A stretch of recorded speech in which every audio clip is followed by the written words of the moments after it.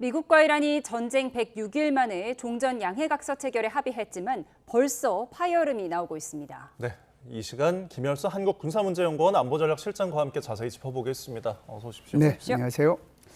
네, 어제 미국과 이란 양측이 MOU에 전자 서명을 했다고 하더라고요. 그렇다면 19일에 스위스 제네바에서 열릴 서명식은 보여주기식이라고 봐야 할까요? 네, 이제 14일 날 이제 전자 서명했는데 왜 굳이 또 19일 날 하느냐 하는 거죠. 이거는 이제 전자 서명하고 대면 서명하고의 차이라고 볼 수가 있습니다. 전자 서명은 전 세계에서 이제 아무도 모르잖아요. 예. 그리고 이제 미국 스스로가 전자 서명하고 난 뒤에 트럼프 대통령이 전자 서명했다라고 얘기할 때 우리가 알은 거잖아요. 그런데 이제 대면 19일 날 대면 서명을 하게 되면은 전 세계 언론들이 아마 거기에 가 있을 겁니다. 그러면은 전 세계에 이제 큰 이벤트가 되겠죠. 그걸 노리는 게 아닌가라고 보고요. 그럼에도 불구하고 이제 반대로 얘기를 하면 14일 날 그러면 왜 전자 서명했어? 이렇게 얘기할 수 있잖아요. 네, 궁금해요. 그것은 트럼프 대통령의 생일에 맞춰서 한 겁니다. 네, 알겠습니다. 자, 트럼프 대통령이 과연 서명식에 갈지 이 점도 관심인데요. 이와 관련한 트럼프 대통령의 발언을 듣고 오시죠. Hey, sir, are you going to try to attend the signing ceremony on Friday? Well, it depends. JD's coming in for it. He was originally going. I may be involved, I may not. But JD was coming in for that specifically. 네, 주목받고 좀 나서기 좋아하는 트럼프 대통령이 과연 정말 서명식에 갈지가 궁금한데 어떻게 보십니까? 지금 저기 마크롱 대통령하고 얘기한 것처럼 아직도 마음의 중심을 못 잡은 거예요. 고민 중이다. 갈까 말까. 왜 그러냐면은 거기 가면은 엄청나게 전 세계로부터 스포트라이트를 받지 않습니까? 예. 이거 뭐 절호의 기회다라고 생각을 하고 가고 싶은데 지금 보니까 자기는 대통령이고 오는 사람은 이게 뭐 페제스키안 대통령도 아니고 기껏 해봤자 갈리바프 국회의장인데 서열 3위란 말이죠. 예. 야, 이거 서열 3위가 오는데 그것도 세계 최대의 강대국이 내가 가야 되는가 하는 그런 고민이 이제 제일 크지 않는가라고 보고요. 두 번째는 또 하나 있습니다. 이게 다른 나라를 갈 때 대통령하고 부통령이 한꺼번에 가는 경우가 없어요. 여기서 이제 국가안보하고 직접적으로 관련이 있거든요. 그러면은 이제 보면은 15일부터 17일까지 지금 에비앙에서 G7 정상회의를 하잖아요. 예. 그럼 정상적으로 보면은 정상회의 끝나고 트럼프는 돌아가고 그리고 이제 여기 벤스 부통령이 와가지고 서명식을 하면 되거든요. 근데 이런 것처럼 그 고민을 지금 이제 트럼프 대통령이 하고 있는 거죠. 그래서 야, 이건 내가 가야 되나 말아야 되나 여러 가지로 이제 이게 안 맞는데 그러면은 벤스를 오라고 그래 말하라고 그래 벤스 오면은 국가안보에 문제가 생기는데 이런 생각이 있기 때문에 저런 식으로 지금 대답을 하지 않는가라고 생각을 합니다. 예.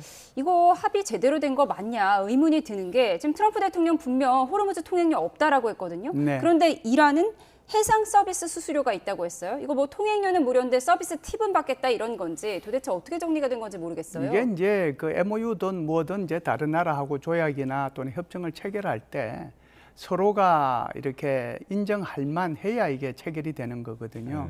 사실상 이게 뭐 한 장 반짜리 정도가 될 텐데 네. 이게 4월 7일부터 지금 2달 넘게 지금 실험을 해가지고 겨우 나온 거잖아요. 그런데도 불구하고 지금 문자 하나하나 단어 하나하나 그다음에 이 문장 하나하나 가지고 여태껏 싸운 건데 네. 근데 그 문장이 서로가 자기한테 유리하게 해석이 될 수 있어야 합의가 되는 거예요. 그래서 이제 그 문장 내용을 보면 60일 동안 안 받는다라고 돼 있잖아요. 60일 동안.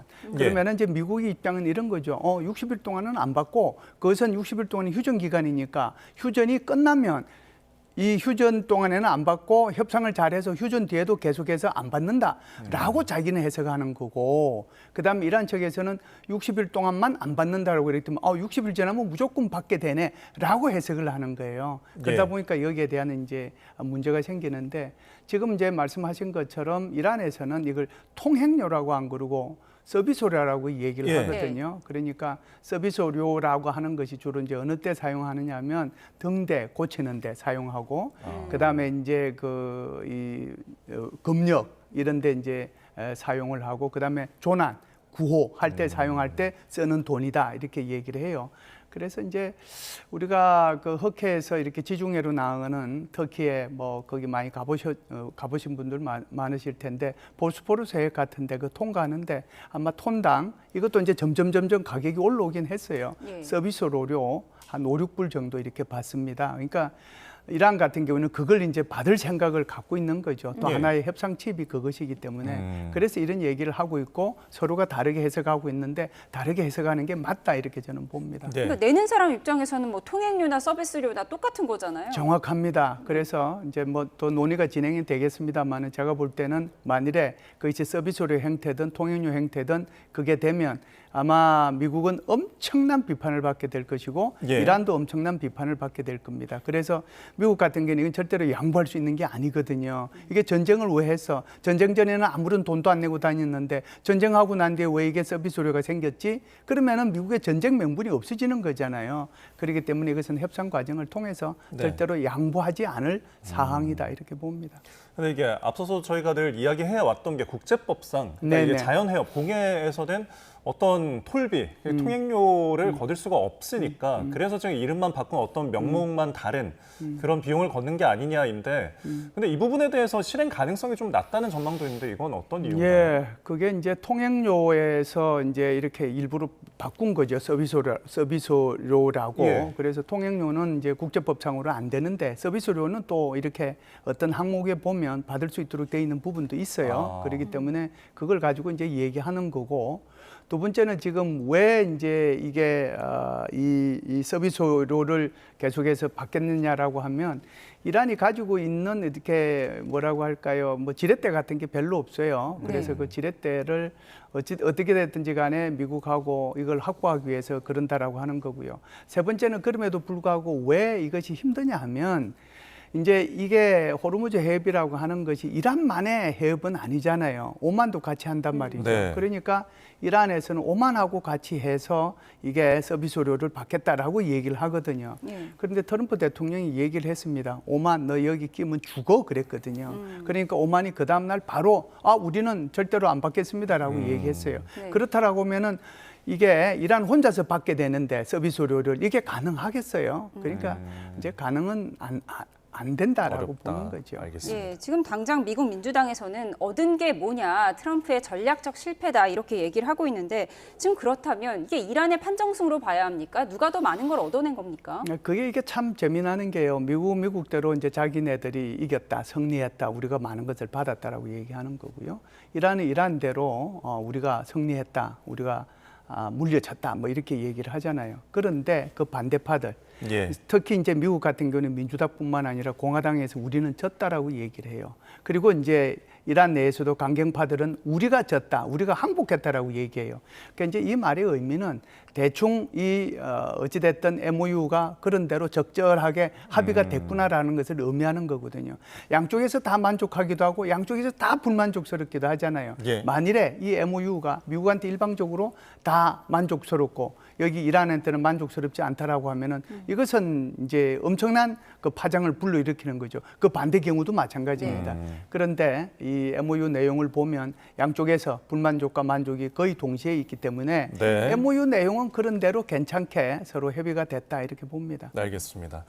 호르무즈 통행세나 뭐 수수료나 이것도 결국 이제 돈 문제잖아요. 그렇죠. 이 저희 앞서서 직전에 전해드린 뉴스 내용처럼 지금 미국이 3천억 달러의 이제 이란 기금을 좀 조성하고 있다, 검토하고 있다라는 보도가 있는데 사실 트럼프 대통령이 앞서서 이거에 대해서 좀 발끈했다라는 부분도 있거든요. 그러니까 이게 핵을 불허하는 대신에 돈을 주겠다 이런 모습으로 비춰지는 게 싫어서일까요? 굉장히 그런 면이 있죠. 왜 그러냐면 JCPOA를 할 때요. JCPOA 협상을 해서 이제 타결이 되었을 때 이게 서명을 하고 난 뒤에 미국이 이란한테 취한 조치가 있습니다. 예. 그 취한 조치가 그 전에 이제 미국한테 물건을 그러니까 그 군수 물자를 사기 위해서 무기를 구입하기 위해서 16억인가 17억인가를 미리 미국한테 준 게 있어요. 그런데 네. 이제 이란 혁명이 나오고 나니까 그게 그대로 그냥 동결이 돼 버렸거든요.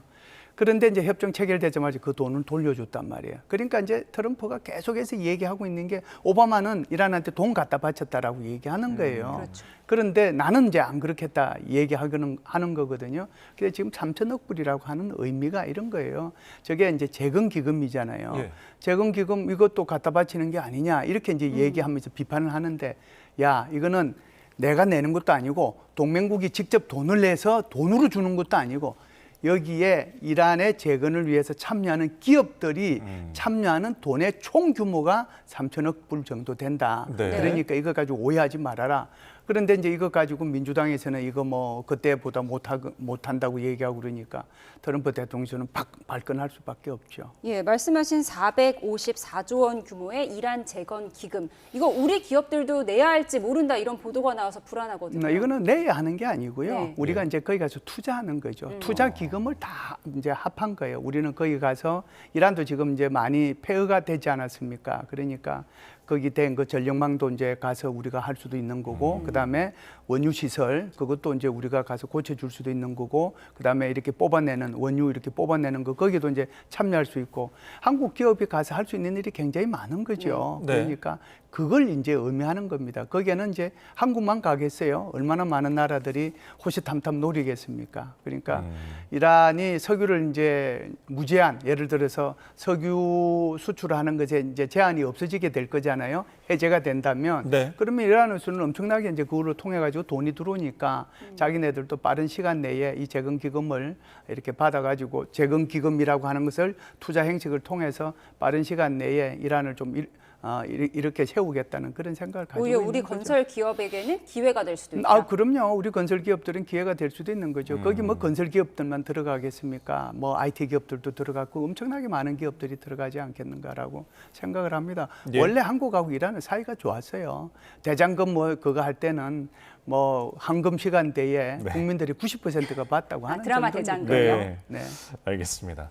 근데 이 기금이 핵합의가 이제 이루어진 다음에 이제 조성이 되고 이게 뭐 그렇죠. 실행이 된다라는 것인데, 그러면 여기서 이제 중요한 거는 또 60이라는 핵합의가 이루어질지가 네. 좀 궁금한데요. 전망 어떻게 보십니까? 굉장히 어렵죠. 사실상 이제 이란의 핵 문제가 이렇게 전 세계에 이렇게 공개된 것은 2002년도입니다.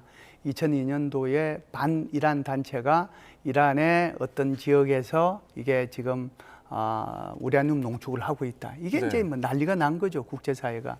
이때부터 이제 사실상 어떻게 보면은 이란에 대한 제재 뭐 이런 것들이 이루어졌는데, 그리고 이제 2015년도에 JCPOA가 타결이 됐으니까 핵 문제가 나고 난 뒤에 13년이 걸린 거잖아요.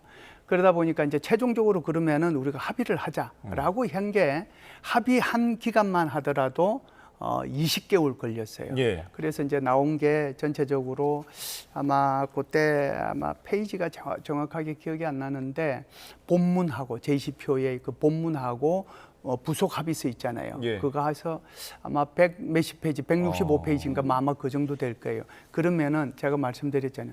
20개월에 걸쳐 가지고 한 거예요. 예. 그런데 지금 우리한테 놓여 있는 시간은 얼마입니까? 60일밖에 없잖아요. 그럼 60일밖에 없는데 이 기간 동안에 해야 할 일이 한두 가지가 아니잖아요.